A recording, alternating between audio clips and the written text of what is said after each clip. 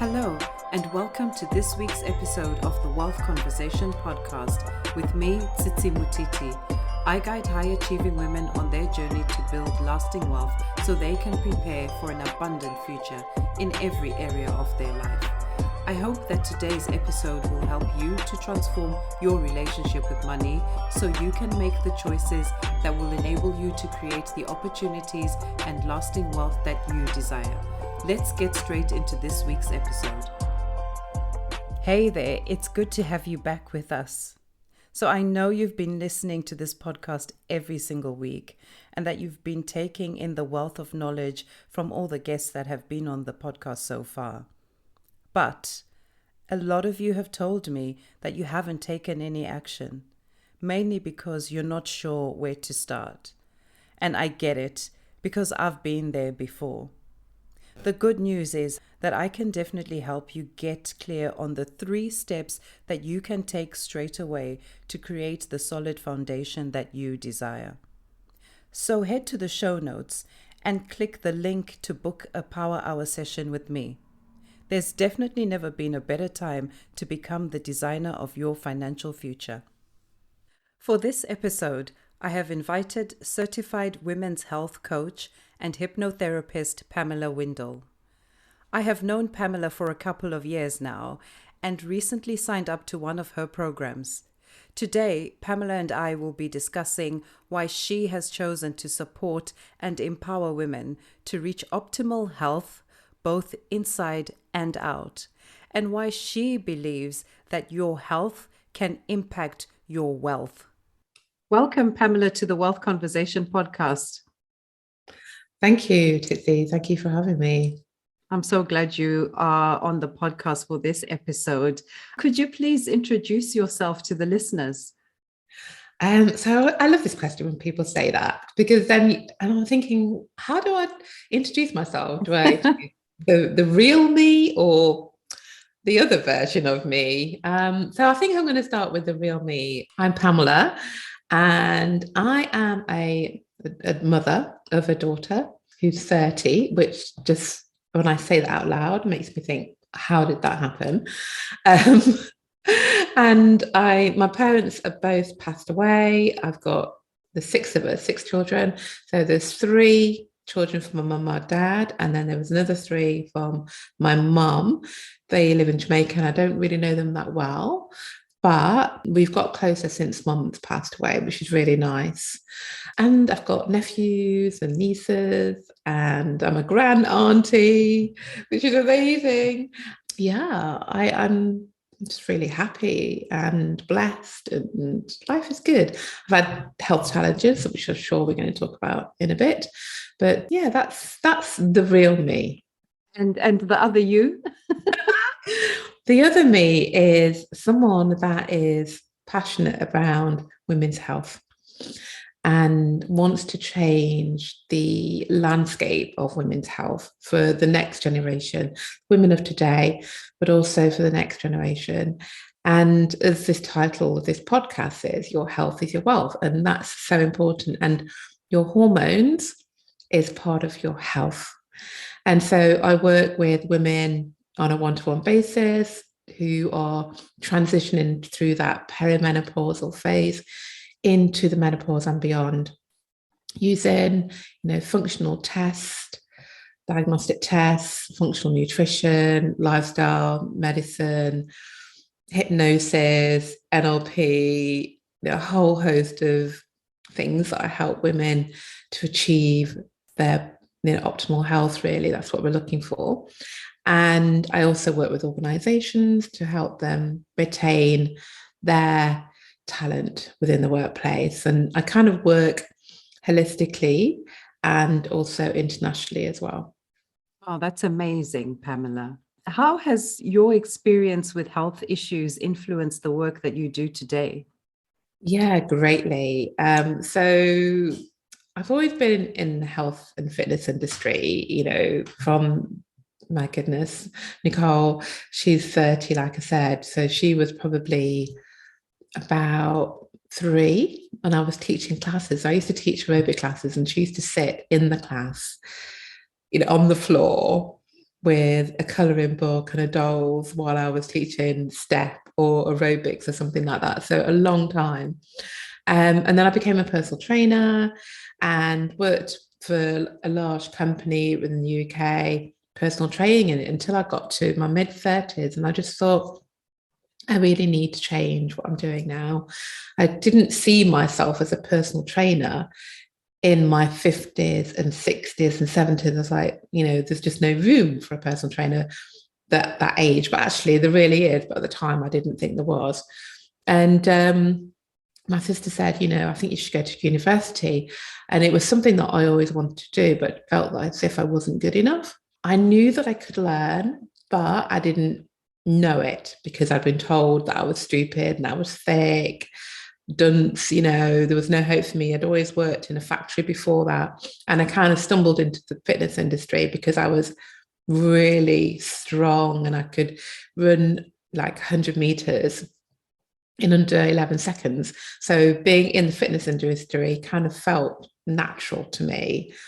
And so I went to university at 40 years old and I did a degree in psychology and sports science. And funny enough, I got a first in statistics and, I got ungraded in maths when I was 16 years old. So it says a lot about the school. So my health deteriorated when I then worked with dependent drinkers in the NHS. So this is 4 years on. This is about 2010 that I got the job in the NHS, and it was 2012 when I became unwell. And I just remember waking up one day with a flu virus. I've had the flu before, not very pleasant, but I knew it was flu. I was literally drenched from head to toe. I remember stumbling downstairs to make myself hot Lemsip and getting back into bed. And as I got into bed, the cup slipped out my hand and there was just that hot Lemsip all over the bed. And I just didn't have the energy to remake the bed. And I just thought, I'm just going to sleep on one side of the bed. I was so exhausted. And, when you have the flu, you think you're going to get better. You expect to get better. And it was probably about 5 days later. And I thought, I need to go food shop because I was going to go back to work after the weekend. And when I was out shopping, I just felt really ill. I actually felt worse in so many ways than I did prior to that. And I didn't go back to work. In fact, I didn't go back to work for 3 months at this point because I just felt ill and I'd lost my voice and I had no energy, just didn't feel good at all. So I ended up being off work for 3 months. And then eventually I went back to work part-time because I just not used all my holidays. So I was able to use my holidays so I didn't have to go back full-time. And cut a very long story short, that continued for the whole of 2013. I would be okay for a few months and then a week would just come along and I'd lose my voice, I had no energy. And that just continued until 2014 when I'd been off work for 6 months consecutively and I was just ill. I couldn't function. I couldn't cook. I couldn't clean. I couldn't make my bed every day. I couldn't shower and wash every day, brush my teeth. I couldn't sit upright. I had complete brain fog. Yeah, it was horrendous. And my GP at the time kept saying, I think you've got ME, chronic fatigue syndrome. And I was like, nah, I haven't got that. Of course I haven't. It's for weak people. I'm not weak. I did refuse to be labelled with it. And I remember a GP saying to me, why don't you just take some antidepressants? And I said, no, I don't want any. And she said, well, it's going to make you feel better. And I stopped and I thought, I'll ask myself, am I depressed? And I asked myself, and there was this no, loud and clear, no, you're not depressed. And she didn't have to say anything, but her mannerisms were almost like, well, please yourself kind of thing. You're not going to take this antidepressant, well, then suffer kind of thing. And I didn't take antidepressants, but, I wasn't depressed. I was sad, definitely, because I'd lost a lot of time, finances. As a result of that, I lost my job. I sold my house, equity of my house disappeared over several years. Yeah, it was depressing, but I wasn't depressed. And there were times when I remember once actually, like literally Googling how to commit suicide in a way that's not painful. And I remember rummaging through the cupboards trying to find some paracetamols to take, and just not that I wanted to end my life at all, but it was just ending the pain of not finding a solution to why I was so ill.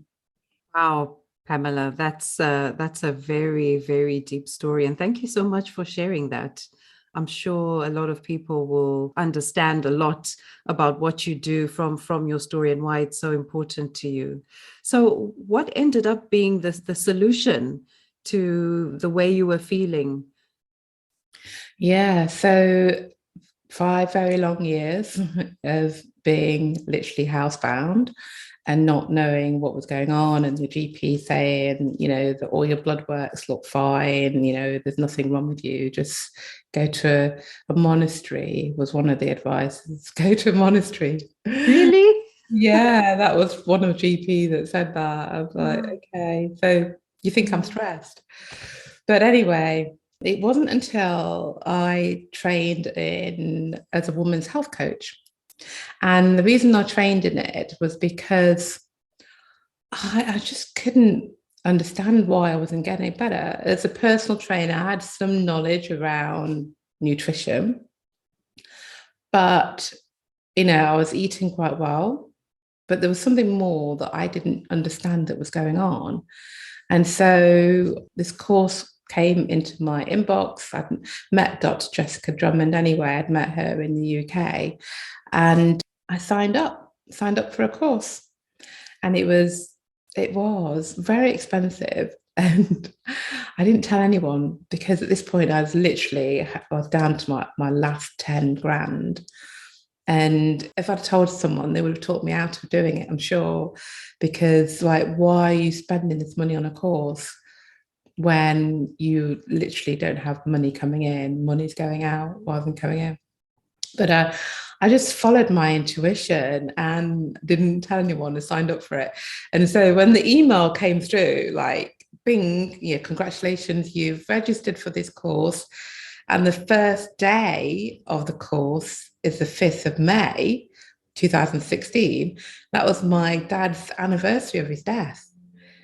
And I just thought, oh my goodness, this is a sign. It's got to be a sign that I'm meant to do this course. So started the course in 2016 in May, and Dr. Jessica Drummond said, I'm going to offer you a 30 minutes consultation for all of the students if you need my help. And I became her client. So I'd, signed up for the course and also became her client. And it was in that I feel very privileged to be her client as well as being a participant in the course, because I actually received it in a different way, not just from a student, but also from a patient point of view as well. And so we did some tests. We did the Dutch test, which is a hormonal test. We did some stool testing. We did a mineral deficiency test as well. And they all came back with some issues I needed to work on, but nothing that really explained how unwell I was. And so we'd worked together for about 4 months. And then Jessica said, look, I think we need to look at your bloods and see what's going on with your blood. Maybe there's some sort of virus that's causing this. So we did my blood works. We started off with Epstein-Barr virus, which is, we call it mono in America, and we call it glandular fever here. So it's the same family of viruses. And that was it. Bingo. My antibodies were raised. So my body was acting as if I'd still got a virus, even though the actual virus wasn't alive, but it was active in my body. And it was that was causing the fatigue. So we tweaked my nutrition and supplements to suppress the virus, because viruses like that, you can't get rid of them. They just lie dormant in the body. And so anything can trigger it off. It could be a hormonal shift, so pregnancy or perimenopause, or some major stressor in the life, or even another virus can trigger it, re-trigger it. And so my antibodies were really high, and it was that was causing the fatigue. And so when we tweaked my diet, my targeted supplements, my energy levels started to rise incrementally. It didn't happen overnight. It was just slowly. It was like, oh, I surprised myself. I haven't got post-active fatigue, post-exercise fatigue. Oh, I remember the first time we drove over to Bristol, and I drove all the way there. I slept for about a day when I got there, but I did it. Whereas prior to that, literally my car didn't move at all for years. I remember driving down to London for the first time and slept, like a day as well. But I did it and then drove back. And then slowly and slowly over the years, I've just got stronger and fitter. And my energy, there isn't anything now that I can't do. I exercise now. I can do hot yoga. I walk all the time. Whereas before, when I was really ill, I would set a timer on my phone. I'd walk 10 minutes one way and I'd walk 10 minutes back the other way, just to avoid getting into that energy deficit. So that's literally my healing journey. And I know that all of this stuff that I did to get better can help women in any phase of the life, but particularly in the perimenopause phase. Oh, I'm just amazed at the journey, and that it took taking an alternative route to finding the answer. And so glad you found the answer. What a relief that must have been. Yeah, it is. And I still pinch myself today sometimes. I can imagine. Now, you and I both take a holistic approach to the work that we do. And one thing we agree on is that health and wealth are very much intertwined. Why do you believe that it is important to focus on health when building wealth? Yeah, I mean, if you would have asked me this question, let's say 2009, 2010, 12, I would not have put the connection together, because I was healthy. I was a personal trainer. I was fit, ran half marathons, taught body pump, spin class, everything. I was fit, and I thought that was health. So that's interesting. I actually thought that was health.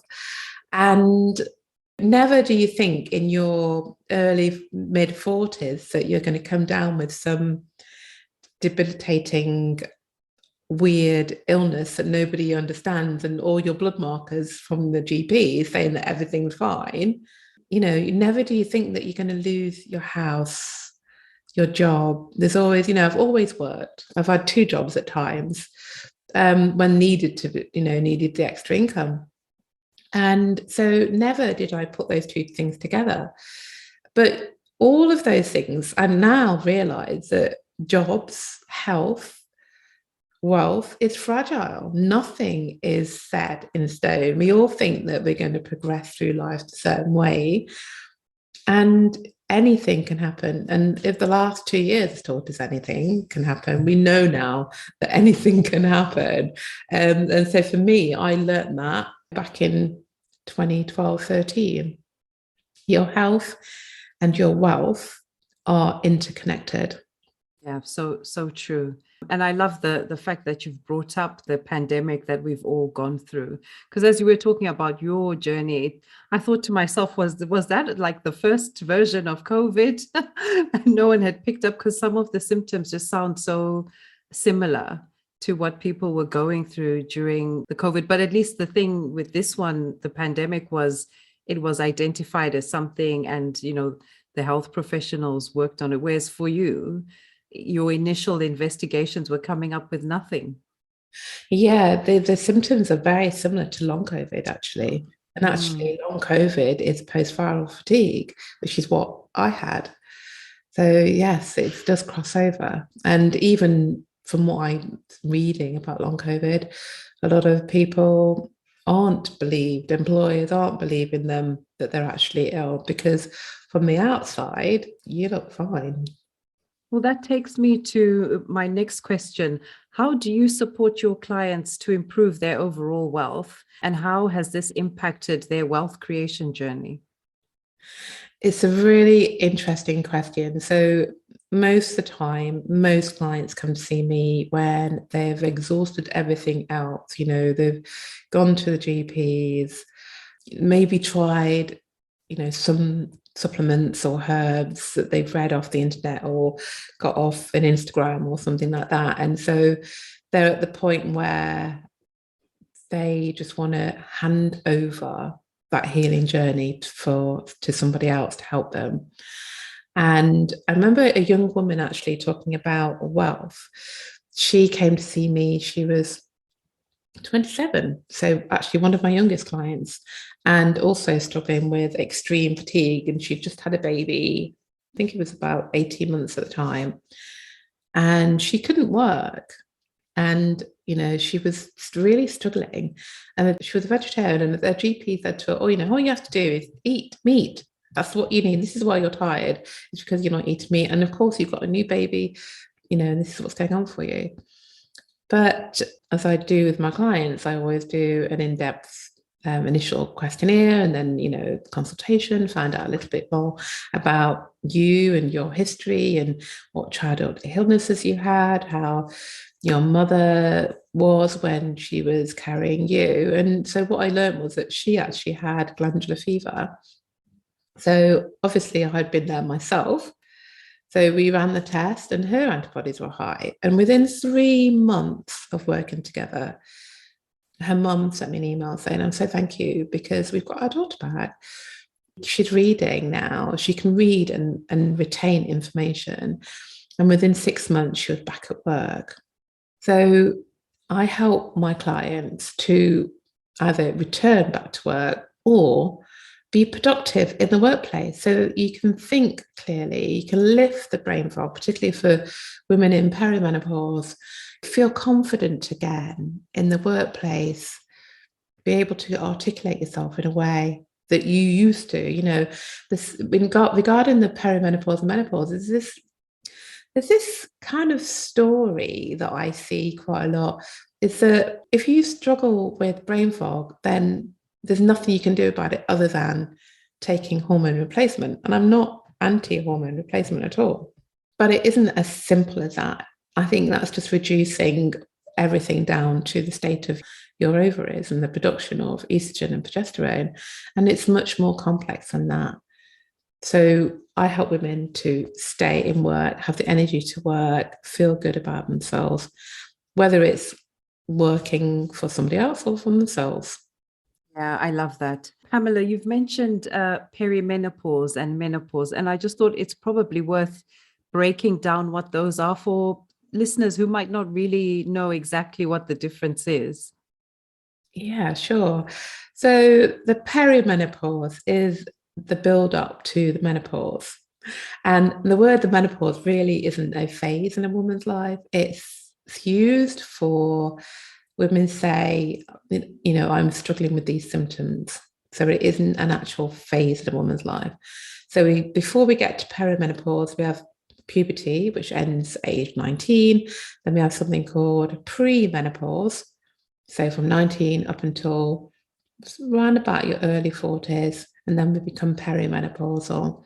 And in perimenopause, we start to see the changes in hormones. First, progesterone starts to withdraw first. It can happen earlier, so it can happen in your mid-30s, but generally for most women, mid-40s. Progesterone starts to decline, and then we see more estrogen, and that imbalances causes a whole host of symptoms in women, such as painful breasts, heavy bleeding, sort of weight gain, anxiety, problems with sleep. So that are the early signs that there's a little shift in the hormones, maybe some energy problems around the period. So you can still have a regular menstrual cycle. in the perimenopausal years until you get the closer you get to the menopause, then the cycle can become longer. So 40 weeks, even longer, 100 and odd months even, until eventually you go 12 consecutive months without a period. If you are above the age of 45, if you're before 45, then it's 2 years. But there are other ways to enter menopause, such as, surgical menopause, so hysterectomies, or, treatment from cancers can bring women into the menopause. And so the menopause is the end of fertility, and that is it. The menopause is one day. And then after the menopause, we move into postmenopause, and we reside in postmenopause for the remaining of our lives. And in that phase of life, postmenopause, we are different because the hormones are different. They're not, your estrogen isn't as robust and powerful. And so with that, there are challenges that go along with that. Thank you for that. I think a lot of people will find that explanation very useful. And I didn't realize that menopause is actually just one day. It's one day, and you don't know when that day is. Wow. The guidelines is that one day after 12 months, if you're above 45, that's it. So for myself, I'm like 185 days since the last bleed. So I'm figuring it's not going to be long. But yet, for some women, it can go 11 months without a bleed and then have another bleed and have to go and wait for another 12 months to say I've actually reached the menopause, because the word menopause is just talked about so much and used so much. And it's not the menopause they're talking about. They're talking about the symptoms associated with either that transition or in the postmenopause phase. Wow. Okay, I get it. Right. So how do you help your clients navigate through perimenopause into menopause? Yeah, I mean, it really depends with what she's struggling with. We're all unique, and we all have our unique journey in that transition. And I always say, there's chinks in the china. The china isn't perfect by the time you get to your 40s and 50s. We've had the losses, we've had the relationship breakdowns, maybe we've got empty nest syndrome, or maybe we're having children later. So our bodies just aren't optimal as if we were in our 30s, for example. And so all of those things, medication, the pill, antibiotics, all have an impact on our bodies. And so then layering on top of that is the disturbances of hormones in the ovaries, because during the perimenopause, the hormones are fluctuating, and that in itself is stressful. So there isn't one way I will help women. There are things that I do, such as, we look at nutrition, but it might be different for you to somebody else. We want to optimize your absorption of nutrients, and that you're digesting foods well and eliminating it well. And we support the liver, because the liver is a really big organ that helps with hormone balance, as well as your gut health as well. And then, we want to stabilize your blood sugar levels, and we can do that through exercise, through nutrition, good quality sleep, targeted supplements. There's some amazing supplements out there that if you don't know about, you won't know about, that can help with that transition as well. And diagnostic testing, which is the test that I did myself, the hormonal test, which is the Dutch test, stool testing, mineral deficiency testing, even monitoring the blood sugar is a really great way to balance hormones as well. And, also supporting the nervous system. So, like we've all been through stuff. If you're still struggling at this phase, and, you've got emotional traumas that you've not dealt with, now is the time is to really get close to those and get some help with it. And I do that through some psychotherapy tools that I have, or hypnosis. And my personal training skills come in a little bit when I'm talking about posture and movement. So it's kind of a really whole person approach to supporting women in this phase. I love that holistic approach. It just, I think it's definitely the way we should be looking at things. And slowly, I've also started looking at my physical well-being in that way. It's not just about the exercise, it's what I'm putting in. And I've learned so much from you, working with you, things that I didn't know about. And as you mentioned, the supplements and things like that, like I had no idea that certain things were out there that could be so helpful and change the way, energy levels, etc. Yeah. Pamela, what are the 3 things that anyone listening to this episode can do right away to improve their overall health? Sleep. Sleep. Yes.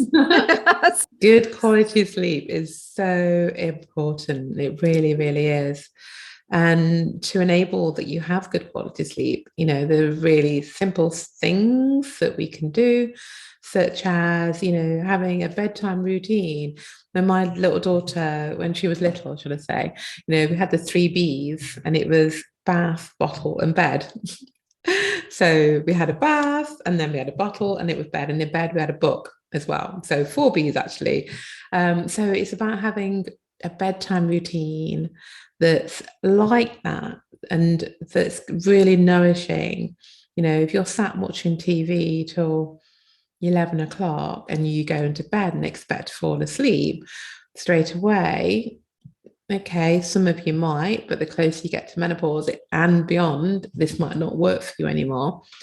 You're exposing your eyes to that blue light from your device, and that tells your body that it's time to wake up. It's telling your brain it's time to wake up. So having a bedtime routine is really important. Exposing your eyes to daylight is really important, particularly in the morning. So if you can, as we're heading into the lighter, longer days right now, you can sit outside in the morning, just stand on the doorstep, whatever, put your head through the window, but just exposing your eyes to natural daylight early as much as possible will help with that sleep hormone. So sleep is really important. I think I've given 2 things there, haven't I, that you can do? Yeah. Sleep, expose your eyes to daylight as early as possible in the day. Yeah. Blue light exposure at night. Oh, yeah. Brilliant. Thank you for that. I think, yeah, those are things that don't cost anything. It's just about being disciplined and determined. I do struggle in the evenings to get away from the TV early enough so I can have good quality sleep, but it's work in progress. Yes, it is. Yeah.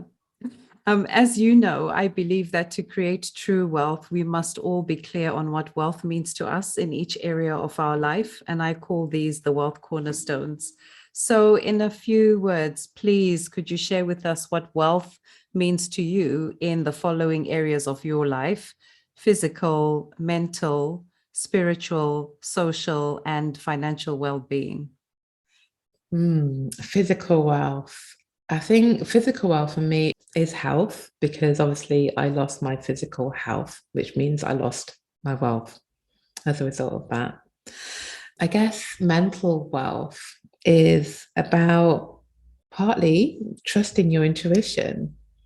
If I didn't trust my intuition, I wouldn't be here today on this podcast saying I healed my body.